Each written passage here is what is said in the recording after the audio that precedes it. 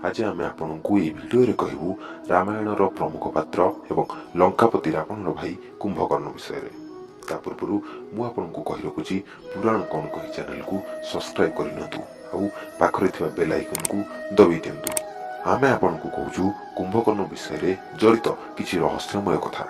बंधुमान जितेबाला कुंभकर्ण को भगवान ब्रह्मा 6 मास शोवा वरदान देते। बंधुमान कथा से समय जितेबाला रावण विभीषण और कुंभकर्ण 3 भाई मिसी ब्रह्मा को प्रसन्न करने कठिन तपस्या करुले। 3 भाई कठिन तपस्या देखि प्रसन्न हो भगवान ब्रह्मा प्रकट होते एवं रावण और विभीषण को इच्छा अनुसार वर देते। जितेबाला भगवान ब्रह्मा वर देवाक कुंभकर्ण पाखे पहुंचले प्रथमे तो ब्रह्मा कुंभकर्ण को वर देवाक बहुत चिंतित थे।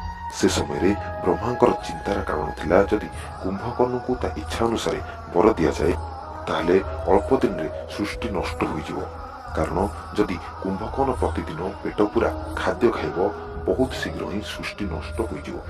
यही कारण ब्रह्मा कुंभकर्ण को वर मागिबा पूर्व देवी सरस्वती द्वारा कुंभकर्ण बुद्धि को भूले देथिले, जेमितिकी कुंभकर्ण जहाँ मागिबा कथा ताहा आउ मागि पारिबो नाही। यही प्रतिभ्रमर कारण जो कुंभकर्ण 6 मास शोवा ब्रह्मा को वरदान मागिथिला। किंतु बंधुमान कुंभकर्ण बहुत बलवान मध्य थिला। लंकापति रावणर भाई कुंभकर्ण एते बलवान थिला जे ताकू हराइबा वाला केही भी नथिले। ब्रह्मा वरदान पाई कुंभकर्ण 6 मास शोला। किंतु जितेबाला कुंभकर्ण उठुला से समय 3 पुर हाहाकार हो बंधुमान रावणर मान रखा कुंभकर्ण युद्ध पर संपूर्ण प्रस्तुत हो पड़ा। कारण जितेबाला कुंभकर्ण बुझाइबा पर रावण युद्ध को रोकने राजी हो नथिला।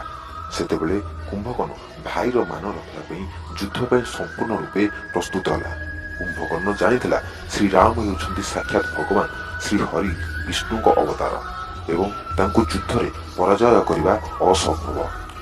ये सब जानी कुंभकर्ण तार बड़ भाई रावणर मान रखा प्रभु श्रीराम युद्ध करने युद्धभूमि को चलीगला।